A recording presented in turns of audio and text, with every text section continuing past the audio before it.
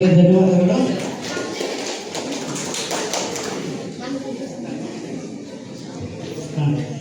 ಈಗ ಈ ಸಭೆಯನ್ನು ಕುರಿತು ಮೋಹನ್ ಸರ್ ಅವರು ಮಾತಾಡ್ತಾರೆ.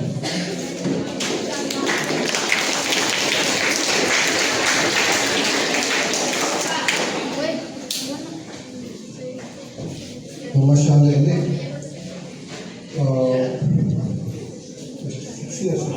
6 ವರ್ಷ ಕಾರ್ಯನಿರ್ವಹಿಸಿ ಈಗ ಆವನಿಟ್ಟಿಗೆ ವರ್ಗಾವಣೆ ಮಾಡಿದ್ದಾರೆ. ನಮ್ಮ ಶಾಲೆಗೆ ಒಂದು ಭಾಳ ಕೊಡುಗೆ ಕೊಟ್ಟಿದ್ದಾರೆ. ಅವ್ರ ಬಗ್ಗೆ ಹೇಳ್ಬೇಕು ಅಂದರೆ ಅವರು ಸಾಹಿತಿಗಳು ನಿಜವಾಗ್ಲೂ ಇದ್ದಲ್ಲ ಗಿಡ ಬದ್ದಲ್ಲ ಅಂತಾರೆ. ನಮಗೆ ನಾವು ಅವ್ರನ್ನ ಬಳಕೆ ಮಾಡ್ಕೊಂಡಿಲ್ಲ. ಇಡೀ ದುರ್ಗದಿಂದ ಎಲ್ಲ ಇರಬಾರರು ಎಲ್ಲರೂ ಅವ್ರನ್ನ ಸನ್ಮಾನ ಮಾಡ್ತಾರೆ, ಎಲ್ಲ ಗೌರವಿಸ್ತಾರೆ. ಎಲ್ಲ ಕಡೆ ವೀರೇಶ್ ಸರ್ ಅಂದರೆ ಎಲ್ಲರಿಗೂ ಒಳ್ಳೆ ಸಾಹಿತಿಗಳು, ಹಲವಾರು ಬುಕ್ಸ್ಗಳನ್ನ ಬರ್ತಾರೆ. ಆಮೇಲೆ ಭಾಳ ವಾಕ್ಚಾತುರ್ಯತೆ ಐತೆ. ಅವ್ರನ್ನ ಹೇಳಕ್ ಸಾಧ್ಯನೇ ಇಲ್ಲ. ಅಷ್ಟೊಂದು ನಮಗೆ ನಿಜವಾಗ್ಲೂ ನಮ್ಮ ಶಾಲೆಯಲ್ಲಿ ವೀರೇಶ್ ಸರ್ ಇದ್ದಾರೆ ಅನ್ನೋದು ಒಂದು ನಮಗೆ ಒಂಥರ ಖುಷಿ. ಎಂಥ ಸಾಹಿತಿಗಳು ನಮ್ಮ ಶಾಲೆಯಲ್ಲಿ ಇದ್ದಾರಲ್ಲ ಅಂತ. ಇದ್ರು, ಈಗಿಲ್ಲ ಅಲ್ಲ, ಇದ್ರಲ್ಲ ಅಂತ ನಮಗೆ ಭಾಳ ಖುಷಿ ಆಗುತ್ತೆ. ನಿಜವಾಗೂ ಅವ್ರ ಬಗ್ಗೆ ಹೇಳಕ್ಕೆ ನಮಗೆ ಪದಗಳೇ ಸಾಧ್ಯ. ಯಾಕೆಂದ್ರೆ ಅಷ್ಟೊಂದು ತಿಳ್ಕೊಂಡಿದ್ದಾರೆ ಅವರು. ನೀವು ಯಾವುದೇ ವಿಚಾರ, ನಾವು ಸ್ಟಾಫ್ ರೂಮಲ್ಲಿ ಇದ್ದಾಗ ಪ್ರತಿಯೊಂದು ವಿಚಾರಗಳನ್ನ ವಿನಿಮಯ ಮಾಡ್ಕೊಂತ ಇದ್ವಿ. ಅವ್ರು ಹೇಳೋದನ್ನ ಕೇಳಿದ್ರೆ ನಮಗೆ ಟೈಮೇ ಸಾಧ್ಯ. ಅಷ್ಟೊಂದು ಮಾತಾಡ್ತಾ ಇದ್ವಿ ನಾವು. ಯಾವುದು ಕೆಲವೊಂದು ವಿಚಾರಗಳು ಸಾಹಿತ್ಯದ ಬಗ್ಗೆ ಅವನ್ನೆಲ್ಲ ಮಾತಾಡ್ಬೇಕಾದ್ರೆ ಆಮೇಲೆ ತುಂಬ ನಮಗೆ ನಿಜವಾಗೂ ನಮ್ಮ ಶಾಲೆಗೆ ಅವ್ರನ್ನ ಕಳ್ಕೊಂಡಿದ್ದೀವಿ ಅಂತ ಹೇಳಕ್ಕೆ ಇಷ್ಟಪಡ್ತೀವಿ. ಯಾಕೆಂದ್ರೆ ಅಂತ ಶಿಕ್ಷಕರು ಸಿಗೋದು ಅಷ್ಟು ಮುಂದೊಂದಿನ ಗೊತ್ತಾಗುತ್ತೆ ನಿಮಗೆ. ಅವರು ನೆಕ್ಸ್ಟ್ ಡಾಕ್ಟರೇಟ್ ಪಡಿತಾರೆ, ನೆಕ್ಸ್ಟ್ ಡಿಗ್ರಿ ಕಾಲೇಜಲ್ಲಿ ಇರ್ತಾರೆ. ಮುಂದೊಂದಿನ ಅವರು ಒಳ್ಳೆ ಪ್ರಶಸ್ತಿಯನ್ನು ತಗೊಂತಾರೆ. ಅದನ್ನ ನೀವು ನೋಡ್ತೀರಿ, ಅವಾಗ ನಮ್ಮ ಶಾಲೆಯಲ್ಲೇ ಇದ್ರು ಅಂತ ಅಂತೀರಿ. ಅದರಲ್ಲಿ ಪಾಠ ಕೇಳಿರ್ತಾರಲ್ಲ, ಆ ಹುಡುಗರಿಗೆ ಅನ್ಸುತ್ತೆ ನಾವು ಎಂಥ ಶಿಕ್ಷಕರ ಜೊತೆ ಅವರಿಂದ ಕಲ್ತಿದ್ದೀವಿ ಒಂದು ಪ್ರೌಡ್ನೆಸ್ ಬರುತ್ತೆ. ಗೊತ್ತಾಯ್ತಲ್ಲ. ಸೊ ಅಂಥ ಮಟ್ಟಕ್ಕೆ ಅವರು ಬೆಳೀತಾರೆ. ಬೆಳೀಲಿ, ಅವರಿಗೆ ಉತ್ತಮವಾದಂಥ ಪ್ರಶಸ್ತಿಗಳು ಸಿಗಲಿ, ರಾಜ್ಯೋತ್ಸವ ಪ್ರಶಸ್ತಿ ಸಿಗಲಿ, ಇನ್ನೂ ಅದಕ್ಕಿಂತ ಉತ್ತಮವಾದ ಪ್ರಶಸ್ತಿಗಳು ಸಿಗಲಿ, ಒಳ್ಳೆಯದಾಗಲಿ, ಡಿಗ್ರಿ ಕಾಲೇಜ್ಗೆ ಹೋಗ್ರಿ ಅಂತೇಳಿ ಆಶಿಸ್ತೀನಿ. ಸೊ ಅವರಿಗೆ ದೇವರು ಆರೋಗ್ಯ, ಐಶ್ವರ್ಯ ಎಲ್ಲದೂ ಕೊಡಲಿ. ಎಲ್ಲದೂ ಕೊಟ್ಟಿದ್ದಾರೆ ದೇವರು. ಅವ್ರು ಭಾಳ ಚೆನ್ನಾಗೇ ಇಟ್ಟಿದ್ದಾರೆ. ಅದಕ್ಕೆ ಹೇಳೋದೇ ಬೇಡ. ಯಾಕೆಂದ್ರೆ ಅವರ ಶ್ರಮ ಅಷ್ಟಿದೆ. ನೀವು ನೋಡಿಬಿಟ್ರೆ ಅವ್ರನ್ನ ಹುಡುಕಿಯಕ್ಕೆ ಬರೋಂಥ ಜನ, ನೀವು ಅವ್ರ ಮನೆ ಹತ್ರ ಹೋಗಿ ಸಂಜೆ ನೋಡ್ರಿ ಗೊತ್ತಾಗುತ್ತೆ. 200 ರಿಂದ 300 ಜನ ಇರ್ತಾರೆ ಪ್ರತಿದಿನ. ನಿಮಗೆ ಗೊತ್ತಾಗಲ್ಲ ಯಾಕೆ ಅಂತ ಮುಂದೆ ಗೊತ್ತಾಗುತ್ತೆ. ಅಷ್ಟು ಜನ ಇರ್ತಾರೆ. ಅವರು ಅಷ್ಟು ಬೇಡಿಕೆ. ನಾವೇ ಫೋನ್ ಮಾಡಿ ಮಾತಾಡ್ಸೋಕ್ಕಾಗದಂತಷ್ಟು ಬ್ಯುಸಿ ಇರ್ತಾರೆ. ಆದರೂ ಬುಕ್ಸ್ ಬರೀತಾರೆ, ಪ್ರತಿಯೊಂದು ಓದ್ತಾರೆ, ಅಂಕಣಗಳನ್ನು ಬರೀತಾರೆ ಪೇಪರ್ಗಳಲ್ಲಿ, ಪ್ರತಿಯೊಂದು ಬುಕ್ಸನ್ನು ಬರೀತಾರೆ, PhD ಮಾಡ್ತಿದ್ದಾರೆ. ಇಷ್ಟೆಲ್ಲ ಮಾಡ್ಕೊಂಡು ಇಷ್ಟು ಬ್ಯುಸಿ ಶೆಡ್ಯೂಲಲ್ಲಿ ಇರ್ತಾರಲ್ಲ, ಅವ್ರು ಟೈಮ್ ಹೆಂಗೆ ಮ್ಯಾನೇಜ್ ಮಾಡ್ತಾರೆ ಅಂತ ಅನಿಸುತ್ತೆ. ಅಷ್ಟು ಆಕ್ಟಿವ್, ಯಾವಾಗಲೂ ಆಕ್ಟಿವ್ ಆಗಿರ್ತಾರೆ. ಈ ವಯಸ್ಸಲ್ಲೂ ಅಷ್ಟು ಆಕ್ಟಿವ್ ಆಗಿರೋದು ಅವ್ರು ನೋಡಿ ನಾವು ಕಲಿಬೇಕು. ಕೆಲವು ಟೈಮ್ ಅನ್ಸುತ್ತೆ ನಾವೀಗೇನು ಟೈಮ್ ಆಗಲ್ವಲ್ಲ ಅಂತ. ಅವ್ರು ಯಾವಾಗ ಟೈಮ್, ಯಾವಾಗ ಬರೀತಾರೆ, ಯಾವ ಬುಕ್ಸ್ ಬರೀತಾರೆ, ಯಾವಾಗ ಶಾಸ್ತ್ರ ಹೇಳ್ತಾರೆ, ಯಾವಾಗ ಪಾಠ ಮಾಡ್ತಾರೆ, ಅದೇ ಗೊತ್ತಾಗಲ್ಲ. ಅಷ್ಟು ಟೈಮ್ ಮ್ಯಾನೇಜ್ಮೆಂಟ್ ಮಾಡ್ತಾರೆ. ಅವ್ರು ಮಲಗದೇ ಕಡಿಮೆ ಅನ್ಸುತ್ತೆ. ಅವ್ರು ಬೆಳಗ್ಗಿಂದ ಸಾಯಂಕಾಲ ತನಕ ಯಾವಾಗಲೂ ಬಿಸಿ. ಬುಕ್ಸ್ ಬರೆಯೋದು, ಅದನ್ನು ಬರೆಯೋದು, ಇದನ್ನು ಬರೆಯೋದು, ಬುಕ್ಸ್ ಓದೋದು, ಯಾವಾಗಲೂ ಓದ್ತಾನೆ ಇರ್ತಾರೆ. ನೀವು ನೋಡಿದ್ರೆ ಕೂತಿದ್ರೆ ಓದ್ತಾನೆ ಇರೋದು. ಯಾವಾಗಲೂ ಬ್ಯುಸಿನೇ ಇರ್ತಾರೆ. ಸೊ ಹಂಗಾಗಿ ಅವರ ವ್ಯಕ್ತಿತ್ವವನ್ನು ನಾವು ಅಳವಡಿಸ್ಕೊಳ್ಳುವಂಥ ಮಾದರಿ ವ್ಯಕ್ತಿ ಅಂತ. ನಮಸ್ಕಾರಗಳು. ಈ ದಿವಸ ನಮ್ಮ ಜೊತೆ ಸುಮಾರು 3 ವರ್ಷಗಳ ಕಾಲ MM ಹೈಸ್ಕೂಲ್ ವಾಲ್ಕೆರೆಯಲ್ಲಿ 3 ವರ್ಷಗಳ ಕಾಲ, ಮತ್ತು ಹೊಸದುರ್ಗ ತಾಲೂಕಿನ ಶ್ರೀರಾಮ್ಪುರ ಪ್ರೌಢಶಾಲೆಯಲ್ಲಿ ನನ್ನ ಜೊತೆಯಲ್ಲಿ 6 ವರ್ಷಗಳ ಕಾಲ ಅವರು ಸೇವೆ ಸಲ್ಲಿಸಿದ್ದಾರೆ. ಅವರನ್ನು ನಾನೇ ಡ್ಯೂಟಿ ಜಾಯಿನ್ ಮಾಡಿಸ್ಕೊಂಡಿದ್ದಾರೆ ಶ್ರೀರಾಮ್ಪುರದಲ್ಲಿ. ಅವರು ತೀರ್ಥಹಳ್ಳಿಯಿಂದ ಬಂದು ಡ್ಯೂಟಿ ಜಾಯಿನ್ ಆಗುವಂಥ ಸಂದರ್ಭದಲ್ಲಿ ಹುದ್ದೆಗಳ ಒಂದು ವ್ಯತ್ಯಾಸದಿಂದ ಅವ್ರನ್ನ ಪಾಪ ಸ್ವಲ್ಪ ಅವ್ರಿಗೆ ನಾನು ನೋವು ಕೊಟ್ಟಿದ್ದೀನಿ.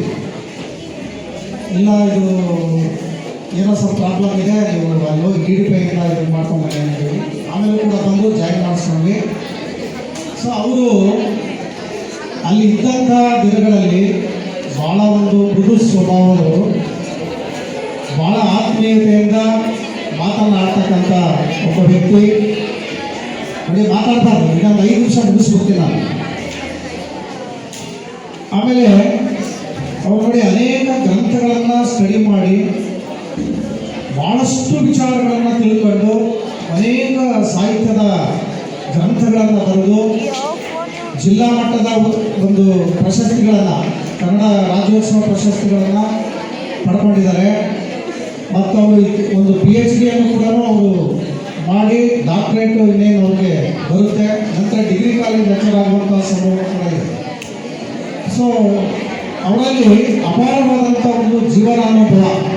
ಅವರ ಹತ್ರ ಮಾತಾಡ್ತಾ ಇದ್ದಾಗ ನಾವು ಊಟದ ಟೈಮಲ್ಲಿ ನಾವು ಅನೇಕ ವಿಚಾರಗಳನ್ನ ಚರ್ಚೆ ಮಾಡಿದ್ವಿ. ರಾಜಕೀಯ, ಸಾಮಾಜಿಕ, ಆರ್ಥಿಕ ಮತ್ತು ಆಧ್ಯಾತ್ಮಿಕ ವಿಚಾರಗಳನ್ನು ನಾವು ಚರ್ಚೆ ಮಾಡಿದ್ವಿ.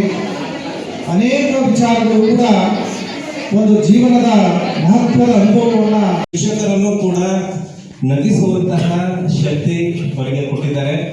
ನಮ್ಮ ಮೋಹನ್ ಸರ್ ಹೇಳಿದಾಗೆ ಅವರಿಗೆ ಜಿಲ್ಲಾ ಮಟ್ಟದ ಪ್ರಶಸ್ತಿ ಸಿಕ್ಕಿದೆ. ಇನ್ನೇನು 2 ಮೆಟ್ಟಿಲಿದೆ. ಒಂದು ರಾಜ್ಯ ಪ್ರಶಸ್ತಿ, ಇನ್ನೊಂದು ರಾಷ್ಟ್ರ ಪ್ರಶಸ್ತಿ, ಮತ್ತೆ ಕವಿಗೋಷ್ಠಿಯ ಪ್ರಶಸ್ತಿ ಸಿಗಲಿ ಅಂತೇಳಿ ನಾನು ಹಾರೈಸ್ತೀನಿ ಅವರಿಗೆ. ಅವರಲ್ಲಿ ಒಂದು ಒಳ್ಳೆ ಗುಣ ಇದೆ, ಕಷ್ಟದಲ್ಲಿ ಬಂದಿರತಕ್ಕಂತಹ ಗುಣ. ಚಿಕ್ಕ ವಯಸ್ಸಿಗೆ ತಂದೆ ತಾಯಿಗಳನ್ನ ಕಳ್ಕೊಂಡಿರ್ತಾರೆ ಅಂದರೆ ನೀವು ಅರ್ಥ ಮಾಡ್ಕೋಬೇಕು ಅವ್ರು ಯಾವ ರೀತಿ ಬೆಳೆದು ಬಂದಿದ್ದಾರೆ ಅಂತೇಳಿ. ಅರ್ಥ ಆಯ್ತಾ? ಕೆಟ್ಟದ್ರ ಕಡೆ ಹೋಗಿಲ್ಲ, ಕೆಟ್ಟದನ್ನ ಯೋಚನೆ ಮಾಡಿಲ್ಲ, ಕೆಟ್ಟದನ್ನ ಮಾಡಿಲ್ಲ. ಅರ್ಥ ಆಯ್ತಾ? ಅಂತಹ ಒಬ್ಬ ಪ್ರತಿಭಾನ್ವಿತ ಶಿಕ್ಷಕರು ನಮ್ಮಲ್ಲಿ 6 ವರ್ಷಗಳು ಇಲ್ಲಿ ಸೇವೆ ಸಲ್ಲಿಸಿದ್ದಾರೆ ಅನ್ನೋದಕ್ಕೆ ನನಗೆ ತುಂಬಾ ಖುಷಿಯಾಗುತ್ತೆ. ನಾಳೆ ಒಂದು ದಿನ ನೀವು ಟಿವಿನಲ್ಲಿ ನೆನಪು ಮಾಡ್ಕೊತೀರಾ. ಆ ಶಿಕ್ಷಕರು ರಾಜ್ಯ ಮಟ್ಟದ ಪ್ರಶಸ್ತಿ ತಗೊಂಡಿದ್ರು, ರಾಷ್ಟ್ರ ಮಟ್ಟದ ಪ್ರಶಸ್ತಿ ತಗೊಂಡಿದ್ರು, ಅಕಸ್ಮಾತ್ 9ನೇ ಅಥವಾ 10ನೇ ಜ್ಞಾನಪೀಠ ಪ್ರಶಸ್ತಿನ ತಗೊಂಡಿದ್ರು ಅಂತಾನೂ ಹೇಳ್ಬೋದು. ಹೇಳಕ್ಕಾಗಲ್ಲ, ಸಮಯ ಸಂದರ್ಭ ಏನ್ ಬರುತ್ತೆ ಅಂತ ಹೇಳಕ್ಕಾಗಲ್ಲ. ದೇವರು ಅಂತಹ ಒಂದು ಒಳ್ಳೆ ಅವಕಾಶವನ್ನ ಕೊಡ್ಲಿ ಅಂತೇಳಿ ನಾನು ಮನಸ್ಪೂರ್ವಕವಾಗಿ ಹಾರೈಸ್ತೀನಿ. ಅವರು ಇನ್ ಮುಂದೆ ನಮಗೆ ಸಿಗ್ತಾರೆ, ಪ್ರತಿದಿನ ಸಿಗಲ್ಲ, ಯಾವಾಗಲೂ ಒಂದ್ಸಲ ಸಿಗ್ತಾರೆ. ಅವರಿಗೆ ದೇವರು ಒಳ್ಳೇದು ಮಾಡಲಿ. ಅಲ್ಲೂ ಕೂಡ ಗ್ರಾಮೀಣ ಪ್ರದೇಶದಲ್ಲಿ ತಮ್ಮ ಜ್ಞಾನ ಭಂಡಾರವನ್ನ ಹಂಚಲಿ ಅಂತ ಹೇಳಿ ತನ್ನ ಮಾತುಗಳನ್ನು ಮುಗಿಸ್ತಾ ಇದ್ದೀನಿ. ನನಗೆ ಮಾತಾಡೋಕ್ಕೂ ಆಗ್ತಾ ಇಲ್ಲ. 2 ಮಾತುಗಳನ್ನು ಆಡಲು ಅವಕಾಶ ಮಾಡಿಕೊಟ್ಟಂತಹ ತಮ್ಮೆಲ್ಲರಿಗೂ ಕೂಡ ವಂದಿಸ್ತೇನೆ. ಕನ್ನಡ ಶಿಕ್ಷಕರು ಬಂದಾಗಿತ್ತು. ನಾನು 3 ವರ್ಷದಿಂದ ಪ್ರಯತ್ನ ಪಟ್ಟು ಈ ಶಾಲೆಗೆ ಬರೋಕ್ಕಾಗಲಿಲ್ಲ. ಆ ಸ್ಥಳಕ್ಕೆ ವೀರೇಶ್ ಸರ್ ಬಂದರು, ಆಮೇಲೆ ಕುಮಾರಸ್ವಾಮಿ ಸರ್ ಬಂದರು. ಕೊನೆಗೂ ಪುನಃ ನಾನು ಬೇರೆ ಊರಲ್ಲೇ ಇದ್ದೆ. ಕೊನೆಗಾದರೂ ಈ ಒಂದು ಶಾಲೆಗೆ ಬರುವಂಥ ಅವಕಾಶ ಸಿಕ್ತು ನನಗೆ. ಅದು ನಾನು ಬರೋಕ್ಕೆ ಮೊದಲು ವೀರೇಶ್ ಸರ್ ಅವರ ಬಗ್ಗೆ ವಿಷಯವನ್ನು ಕೇಳಿದ್ದೆ, ನೋಡಿದ್ದೆ, ಪರಿಚಯ ಇತ್ತು. ಅವರ ಬಹುಮುಖ ಪ್ರತಿಭೆಯ ಅನಾವರಣ ಆಗಿದ್ದು ಈ ಶಾಲೆಗೆ ನಾನು ಬಂದ ಮೇಲೆ. ಮೊದಲು ಅವ್ರ ಬಗ್ಗೆ ಕೇಳಿದ್ದೆ ಅಷ್ಟೇ, ಅವರನ್ನು ನೋಡಿದ್ದೆ. ಇಲ್ಲಿ ಬಂದಾದ ಮೇಲೆ ಅವರ ಬಹುಮುಖ ವ್ಯಕ್ತಿತ್ವ, ಬಹುಮುಖ ಪ್ರತಿಭೆಯ ಒಂದು ಅನಾವರಣ ನನಗಾಯ್ತು. ಇಲ್ಲಿ ನಿಮ್ಮೆಲ್ಲರಿಗೂ ಸಹ ಅವರು ನಿಮ್ಮನ್ನ ಇಲ್ಲಿಂದ ಬಿಟ್ಟೋಗಿರ್ಬೋದು, ಈ ಶಾಲೆಯಿಂದ ಬಿಟ್ಟೋಗಿರ್ಬೋದು, ನಿಮಗೆ ನಷ್ಟ ಸದ್ಯಕ್ಕಾಗಿರ್ಬೋದು. ಆ ನಷ್ಟವನ್ನೇ ತುಂಬಿಕೊಳ್ಳುವಂತಹ ಶಕ್ತಿ ನಿಮ್ಮಲ್ಲಿದೆ. ಅವರು ಬರೆದಿರುವಂತಹ ವ್ಯಾಕರಣಗಳು, ಸಾಹಿತ್ಯಕ್ಕೆ ಸಂಬಂಧಪಟ್ಟ ಪುಸ್ತಕಗಳನ್ನ ನೀವು ಓದಬಹುದು. ನೀವು ಯಾವಾಗ ಬೇಕು, ಅವ್ರ ಮನೆ ಇಲ್ಲೇ ಇರುತ್ತೆ, ಇದೇ ಊರಲ್ಲೇ. ನೀವು ಯಾವಾಗ ಬೇಕಾದ್ರೂ ಓದೋರು ಕೇಳಿದ್ರು ನಿಮಗೆ ಸಲಹೆಗಳನ್ನ, ಮಾರ್ಗದರ್ಶನವನ್ನು ಕೊಡ್ತಾರೆ ಅಂತ ನಾನು ಭಾವಿಸ್ತೀನಿ. ಇವ್ರು ಓದಿರೋದ್ರಿಂದ ನನಗೆ ಹೆಚ್ಚಿನ ಹೊರೆ ಆಗಿದೆ ಸದ್ಯಕ್ಕೆ. ಇವರು ಇಲ್ಲಿ ಬಿಟ್ಟೋಗಿದ್ರೆ ನನಗೆ ಹೆಚ್ಚಿನ ಹೊರೆ ಸದ್ಯಕ್ಕೆ ಆಗಿದೆ. ಆದರೂ ಅದು ಅನಿವಾರ್ಯ ಆಗಿದೆ. ಇನ್ನೊಬ್ಬರು ಅತಿಥಿ ಶಿಕ್ಷಕರು ಬರುವವರೆಗೂ ನನಗೆ ಸ್ವಲ್ಪ ಹೊರೆ ಅಂತ ಅನಿಸ್ತಾ ಇದೆ. ಆದರೂ ಅದನ್ನ ನಿಭಾಯಿಸುವಂತಹ ಶಕ್ತಿ ಆ ದೇವರು ಮಾಡಿಕೊಡ್ಲಿ. ಜೊತೆಗೆ ವೀರೇಶ್ ಅವರ ಒಂದು ಬೋಧನೆಯನ್ನು ನೀವು ಕೇಳಿದಿರಿ. ನೀವಷ್ಟೇ ಕೇಳಿದ್ರೆ ಸಾಕು, ಬೇರೆ ಬೇರೆ ಶಾಲಾ ಮಕ್ಕಳು ಸಹ, ಅವ್ರಿಗೂ ಸಹ ಈ ನಮ್ಮ ಸಹೋದ್ಯೋಗಿ ಮಿತ್ರರ ಬೋಧನೆಯ ಅವಕಾಶ ಆ ಮಕ್ಕಳಿಗೂ ಸಿಗಲಿ. ದೇವರು ಅವರಿಗೆ ಆರೋಗ್ಯ, ಐಶ್ವರ್ಯವನ್ನು ಕೊಟ್ಟು ದಯಪಾಲಿಸಲಿ. ಅವರು ಇನ್ನೂ ಎತ್ತರಕ್ಕೆ ಬೆಳೆಯಲಿ ಅಂತ ಹಾರೈಸ್ತಾ ನಾನು ಮಾತುಗಳನ್ನ ಮುಗಿಸ್ತಾ ಇದ್ದೇನೆ.